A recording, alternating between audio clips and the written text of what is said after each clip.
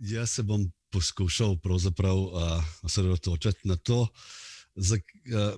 pravzaprav zelo topografsko sem se pravzaprav odločil vstopiti v tale naš virtualen prostor, kjer se na nek način razumemo ali ne razumemo, kar je dobro, ker je nesporazum bistvo komuniciranja. Ne?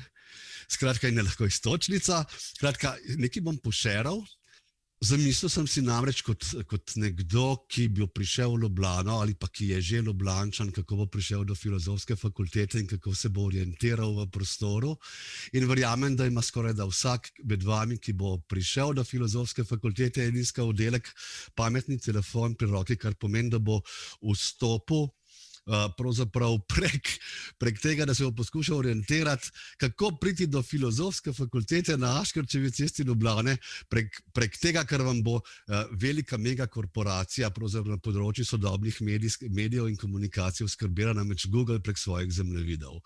Verjetno bo marsikdo med vami, ko bo iskal filozofsko fakulteto in bo prvič prišel ali se bo zgubil, uporabljal ravno tale zemljevid in hodil v njemu po Ljubljani, odkrival mogoče Tivoli, odkrival ta del Ljubljanice ali pa kakšen drug zavržen del Ljubljanice. To je ena reč, na katero sem hotel opozoriti in je pravzaprav nekaj, s katerim se mi, sociologi kulture, bavimo.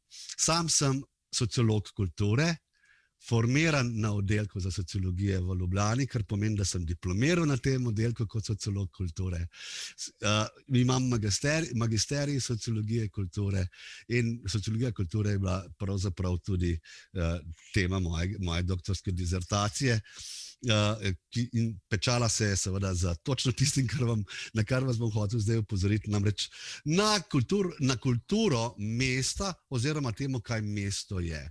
Vi boste prišli v mesto ali nekateri ste že Ljubljančani, ki ga ali poznate ali ne. Vsekakor ga boste na novo odkrivali, morda ga boste tudi socialno pomagali preoblikovati. Odkrivati nove prostore v njemu, se boriti za stare, jih preoblikovati, morda se boste v središču družbenih bojev, morda postanete oportunisti. Vse je odprto, ko boste prihajali na to fakulteto in ko boste prihajali študirati in to je ena izmed iztočnic. Moj kratek namen tele predstavitve je ta, da vam spregovorim nekaj o mestu in kako bi se sociologija kulture lahko lotila mesta na ta način, da vam bom zavrtel inserta 2 filmov. Prvi je tako imenovani umetniški avtorski film iz leta 1979, celo črno-bel, in ko sem izbiral, kako vstopiti v mesto, iskal iz zgodovine filma, torej filmske fikcije, kot sodobne kulturne forme 20. pa tudi 21. stoletja, sem iskal, kateri so najlepši vodi, ki vas popeljajo v mesto. Imel sem 6-7 variant, kolebal med njimi. Nazadnje je moja ljubezen sicer prevladala, ljubezen do nekega mesta, pa tudi zato, ker je film Manhattan newyorškega režiserja Woodyja Allena pravzaprav en najbolj finih uvodov in posvetil mestu, v katerem lahko ustvarjalec živi. Zato bom začel s tem in vas pravzaprav napotil, kako skozi kulturno formo režiser, ki pripoveduje v prvi osebi kot nekdo, ki naj bi bil romanopisec, ki hoče napisati odo svojemu filmu, svojemu mestu. Skratka, kako pripovedni glas, skratka, skozi različna razčlenjevanja poglavij, kako naj bi uvedel svoj veliki roman, svojo veliko izpoved mestu, pravzaprav pravo strastno ljubezen do mesta, pravzaprav kje se mu zatika in pravzaprav vam začenja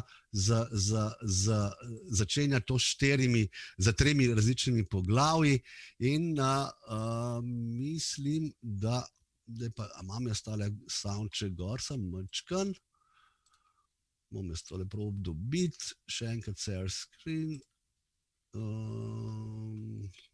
kaj mi pa dela, samo pogledajmo, skratka, predstavljam vam uvod v film Woodyja Allena Manhattan. Manhattan, kot veste, je najdražji otok na svetu, en izmed okrajev mesta New York in z soundom vred bomo samo uvod, pa majčkeno probite prisluhniti, o čemer govori.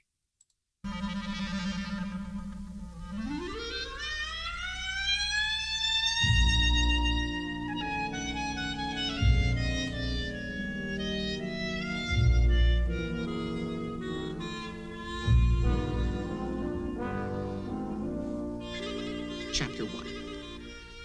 He adored New York City. He idolized it all out of proportion. He romanticized it all out of proportion. Better. To him, no matter what the season was, this was still a town that existed in black and white and pulsated to the great tunes of George Gershwin. Let me start this over. Chapter 1. He was too romantic about Manhattan, as he was about everything else. He thrived on the hustle-bustle of the crowds and the traffic. To him, New York meant beautiful women and street-smart guys who seemed to know all the angles. Too corny for my taste. Let me try and make it more profound. Chapter 1. He adored New York City. To him, it was a metaphor for the decay of contemporary culture. The same lack of individual integrity that caused so many people to take the easy way out was rapidly turning the town of his dreams. And it's going to be too preachy. I mean, let's face it, I want to sell some books here.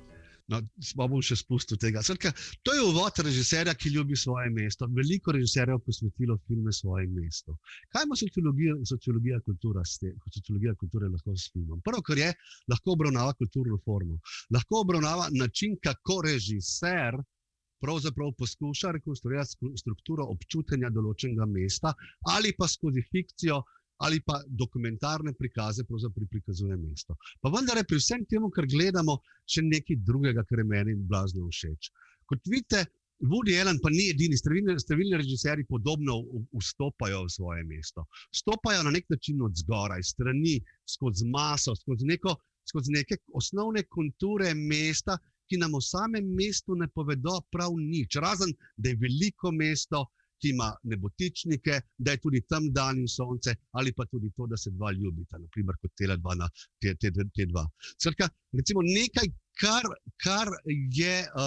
je pravzaprav, bi rekel, pozicija in pogled filmskega režiserja, ki nas poskuša v svojo pripoved skozi, bi rekel, splošne kadre in podobe mesta, nekaj, kar danes delajo turistične agencije, popeljati nas hkrati pravzaprav ves čas popeljuje od splošnega plana do spuščanja na tla, dobesedno do socialnega življenja v nekem mestu.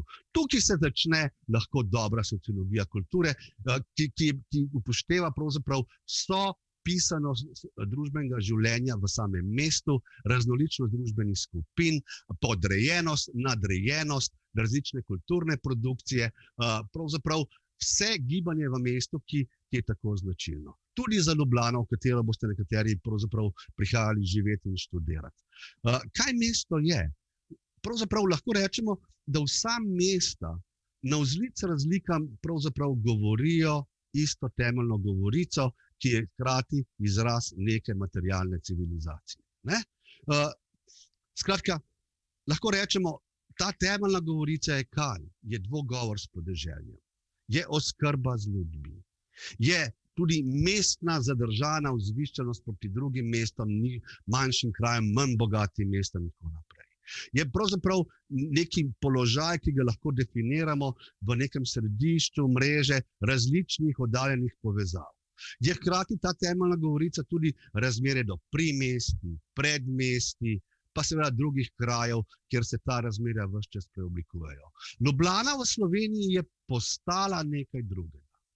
Postala je glavno mesto in tudi v njej se je dogajalo marsikaj v zadnjih 30 letih. Glavno mesto je bila že prej, seveda, glavno mesto nove neodvisne države in je pravzaprav začela prevzemati pravzaprav isto to temeljno govorico, hkrati tudi z novimi funkcijami, ki jih je toliko bolj izrazito začela pravzaprav upravljati. Namreč postala je seveda prestolnica države. Ob tem, da je že prej bilo upravljeno republiško središče, tudi deloma trgovsko. Bilo je izrazito kulturno in izobraževalno središče za Univerzo v Ljubljani. En del Ljubljane so bila spalna naselja, en del Ljubljane je bil izrazito gostinski in postal čedalje bolj gostinski, namenjen turizmu. No, zdaj grem pa k drugemu filmu, če gremo počasi v Ljubljano, ko se malo v mestu pogovarjam in vstopamo v mesto, in zraven bom rekel še nekaj drugega. Vsak od teh poglavij, ki jih začenja pripovedovalec, romanopisec, je pravzaprav naj bo metafora za različne možne sociološke vstope v mesto. Eni se bodo posvetili, kot je Woody Allen rekel v tretjem poglavju, se bodo posvetili kulturnemu razpadu mesta, kriminalu, hordam, ki hodijo po mestu. Drugi se bo njegovi mestni vzvišenosti, ležernosti, modernosti. Skratka, vse te elemente, ki jih Woody navaja, pravzaprav tudi mi, sociologi kulture, proučujemo. Dal bom pa torej še drugi film. To je pa amaterski film, je barni film, je nedavno posnet film in posnel ga je režiser, vendar ne filmski, čeprav sam rad montira, je gledališki in predvsem režiser sodobnega plesa. Posnel ga je torej Matjaž Farič, ki je nekaterim znano ime, bil je tudi odličen plesalec sodobnega plesa. Njegov problem ali njegova težava ali pa njegov privilegiran položaj pa je bil ta, da je snemal z svojega stanovanja iz, mislim, 10. 8. nadstropja direktno dol na Trubarjevo v času, ko se je dogajalo tole in tole si bomo pogledali.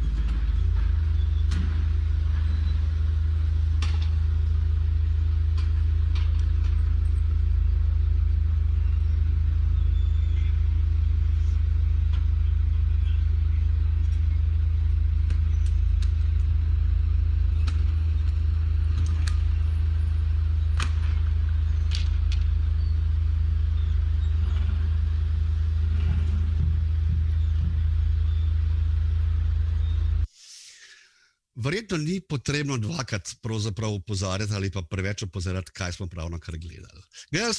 Gledali smo pravzaprav zadnje dogodke oziroma gledali smo pravzaprav začetek in odvijanje tistega dne, ko se je mestna oblast, torej mestna občina Ljubljana, na čelu z njenim županom, odločila, da bo dokončno šla na avtonomno tovarno Rog in njene uporabnike in je začela pravzaprav to na izrazito surov, policijsko in drugače varovan način, ki je vseboval elemente nasilja nad uporabniki in nad imovino dolgoletne,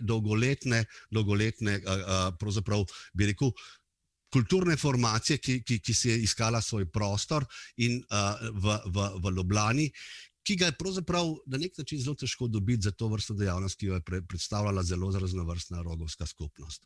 In ker je kolega Gorazd govoril, da se oddelek naš za sociologijo tudi odziva, sem nalašč pravzaprav izbrskal tudi pismo podpore avtonomni tovarni Rog ob tem pripetljaju, ki ste ga videli, ki ga je oddelek za sociologijo naslovil na župana Ljubljane, torej v mesto, katerega boste prišli študirati, kjer je med drugim zapisal tudi tole, kar mislim, da ima precej močno podlago ob vsem znanju, vedenju, ki ga imamo o načinu kulturne in seveda socialne produkcije prostora, ki se je dogajala v Rogu, pa še kakšnih drugih predelih Ljubljane.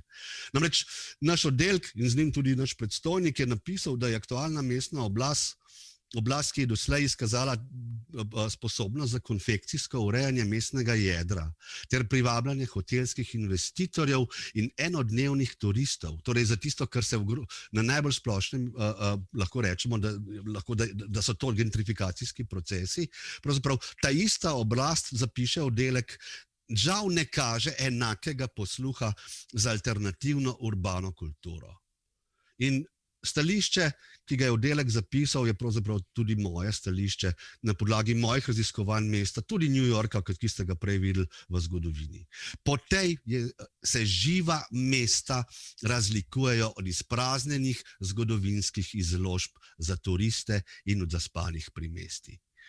Rok je predstavljal otok odpora proti preoblikovanjem, prostorskim in socialnemu preoblikovanjem Ljubljane, ki mu vse bolj narekuje tempo neke druge sile, tudi kapitalske sile. Ne? To pa je eno drugo povabilo sociologa kulture v mesto. Številni študentje in študentke sociologije kulture in filozofske fakultete so delovali v teh prostorih, ki so jih mestne oblasti porušile. Številni študentke in študentje delujejo in so delovali v prvem velikem zgodovinskem skvotu v samostojni Sloveniji, kot je Metelkova, ki ste nekateri opazili, je bila tudi ogrožena, in številni študentke in študentje, tudi jaz med drugim, smo med drugim izhajali in bili povezani ali pa smo se tam formirali kot novinari in mladi razmišljujoči ljudje ob študiju na Ljubljanski univerzi, ko smo ustvarjali program Radia Študent, ki se je tudi danes znašel pod napadom mladih povzpetnikov, ki rokujejo in upravljajo s premoženjem znotraj študentske organizacije. V takšno Ljubljano in v takšno študijsko Ljubljano vstopate, kolegice in kolegi, in boste vstopali. Kot sociolog kulture in kot nekdo, ki se je ukvarjal z analizo kulturne produkcije, pa je pomagal tudi se ustvarjati, vam rečem samo to: ko prijete v mesto, ne bodite pasivni. Poskušajte ga spreminjati, in to na ta način, da bo bolj kozmopolitsko, bolj odprto in ne bo zaudarjalo zgolj po sveži barvi na novih fasadah, na fasadah hiš, kakor je želja trenutne mestne oblasti. Tudi to je morda ena izmed reči, ki spodbuja sociologa kulture. Tukaj bom končal.